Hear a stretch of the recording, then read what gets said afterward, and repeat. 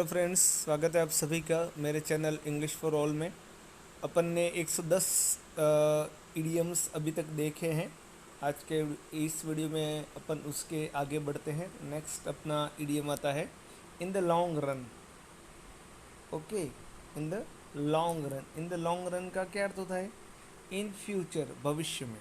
ठीक है ना। इन द लॉन्ग रन का क्या अर्थ होता है? इन फ्यूचर, भविष्य में।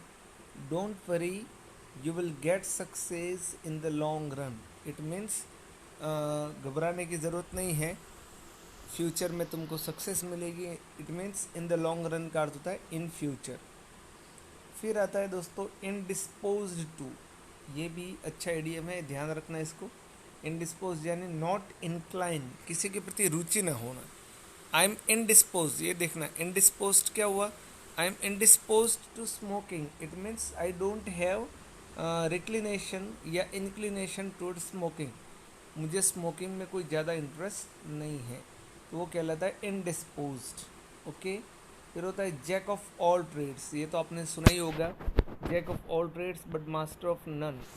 लेकिन यहाँ पर अपन देखेंगे कि one who tries to perform many actions, ऐसा व्यक्ति जो बहुत सारे काम कर सकता है। It means he is jack of all trades. It means he can perform more than one actions और he can perform multiple actions, उसको बोलते हैं जैक ऑफ ऑल ट्रेड्स। ठीक है, तो he is jack of all trade but master of none. It means he can perform many works but he can not perform any single work. मतलब बहुत सारे काम वो कर सकता है, लेकिन किसी एक कार्य को परफेक्टली वो नहीं कर सकता। वो कहते हैं jack of all trade but master of none. Okay, आगे बढ़ते हैं अपन। जियर एट, ये भी अच्छा इडियम है। जियर एट मीन्स टू मॉक, किसी का मजाक उड़ाना। इसका अर्थ क्या होता है? किसी का मजाक उड़ाना।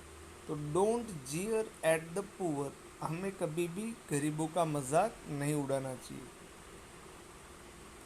फिर होता है कि बॉडी एंड सोल टुगेदर, शायद ये रिपीट हो रहा है ये इडियम, कि बॉडी एंड सोल टुगेदर का अर्थ होता है रिमेन अलाइव, या मैंने शायद आपको पहले बताया होगा कठिनाई से जीवन व्यतीत करना।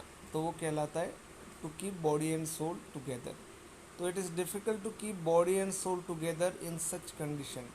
ऐसी परिस्थितियों में जीवन व्यतीत करना बहुत ही मुश्किल है। ओके, नेक्स्ट बढ़ते हैं अपन। Keep one's finger crossed. Okay, keep one finger crossed का अर्थ हुआ होप फॉर द बेस्ट, किसी अच्छी चीज़ के लिए उम्मीद करना। तो just keep your fingers crossed, it means keep on hoping that something good will happen in your life. हमेशा ये उम्मीद करते हुए रहना कि आपके जीवन में कुछ अच्छा होगा, उसे कहते हैं keep one's finger crossed.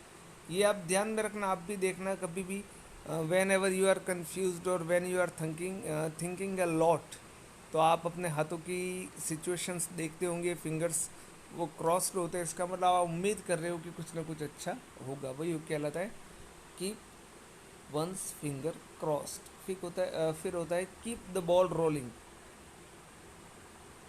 Okay, keep the ball rolling, it means keep the conversation going on, बातचीत जारी रखना, अपनी बातचीत को जारी रखना। तो he kept the ball rolling for keeping the situation under control, यानी उसने स्थिति को अपने कंट्रोल में रखने के लिए क्या किया? बातचीत को जारी रखा। फिर होता है नीड वंस ग्रो, ये भी थोड़ा सा रिपीट हो रहा है। टू गेट एंग्री, गुस्सा होना, है ना। रिपीट हो रहा है तो इसलिए कोई दिक्कत नहीं है दोस्तों, एक प्रकार से रिवीजन है वो। टू गेट एंग्री का अर्थ हुआ don't need your bros every time, यानी हर समय तुम्हें गुस्सा करने की ज़रूरत नहीं है। फिर होता है लेम एक्सक्यूज़, ये भी बहुत अच्छा इडियम है। लेम एक्सक्यूज़ का अर्थ होता है अनसेटिस्फैक्ट्री रीज़न, झूठा बहाना। क्या बोलते हैं इसको अपन? झूठा बहाना। तो don't make lame excuse for Fehling in the exam. Exam में फेल होने के कारण तुम अगर झूठा बहाना बना रहे हो तो वो क्या हुआ? Lame excuse. मतलब किसी भी गलत काम के लिए if you are making wrong excuse that it means it is a lame excuse. फिर होता है लीप्स एंड बाउंड्स, ये भी आपने सुना होगा, लीप्स एंड बाउंड्स का अर्थ होता है वेरी रैपिडली, बहुत तेज़ी से। Population is increasing by leaps and bounds, शायद ये भी रिपीट हो रहा है, मैंने इसको पहले बता चुका हूँ मैं आपको। But doesn't matter friends, keep it going on.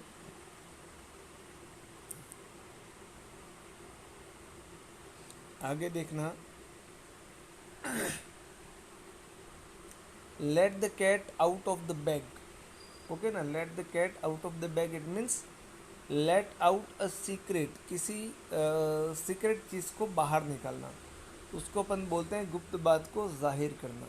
Late the cat out of the bag, यानी now it's time to let the cat out of the bag, it means it is time to reveal the secret. अब ये समय हो गया है कि हम गंभीर बात को या गुप्त बात को बाहर निकालें। ठीक है, आगे होता है fair and square. Fair and square, okay, fair and square का अर्थ होता है ऑनेस्ट, ईमानदार। He is always fair and square in his dealing, वो हमेशा अपनी डीलिंग में बिल्कुल क्या होता है, ऑनेस्ट होता है, ईमानदार होता है, इसको अपन बोलते हैं ऑन फेयर एंड स्क्वायर। फिर होता है हैंड एंड ग्लोव, ये भी बहुत अच्छा आइडियम है। Hand and gloves, it means very close friend, बहुत घनिष्ठ मित्रता होना, उसको अपन बोलते हैं हैंड एंड ग्लोव्स। तो Sunil and Sushil are hand and gloves, it means Sunil and Sushil are close friends. Okay, फिर hue and cry, hue and cry का अर्थ होता है ग्रेट नॉइस, अत्यधिक शोर करना किसी चीज़ के लिए। There is always hue and cry in parliament, आपने देखा होगा संसद में हमेशा क्या होता है, बहुत तेज नॉइस होती है, अत्यधिक शोर होता है, तो उसको बोलते हैं अपन hue and cry. Okay, next होता है nook and corner, it means everywhere, हर जगह, उसको बोलते हैं अपन नूक एंड कॉर्नर। तो I search the book in every nook and corner, मैंने किताब को हर जगह ढूंढा, it means he search the book everywhere but he could not find, और find that is a different matter. लेकिन नूक एंड कॉर्नर का अर्थ हुआ हर जगह, टू एवरी प्लेस। ठीक है दोस्तों, ओके, 125 तक ये ईडीएम करते हैं। एक लास्ट वीडियो में और बनाऊंगा जिसमें 150 तक मैं आपको ईडीएम बता दूंगा। इतने ईडीएम तो मैं रिक्वेस्ट करता हूँ आपसे कि आप याद ज़रूर करना, उसके बाद आप कितने कर सकते हो, it depends on your capacity. Okay, मिलते हैं नेक्स्ट वीडियो में। अगर ये वीडियो अच्छा लगा हो तो लाइक करना, शेयर करना और मेरे चैनल को सब्सक्राइब करना। उसके बाद अपन मॉडल ऑक्सिलरीज के बारे में पढ़ेंगे, लेकिन इसके पहले इडियम्स और फ्रेजेस पूरा कंप्लीट करेंगे। ठीक है, till then thank you, okay, bye bye.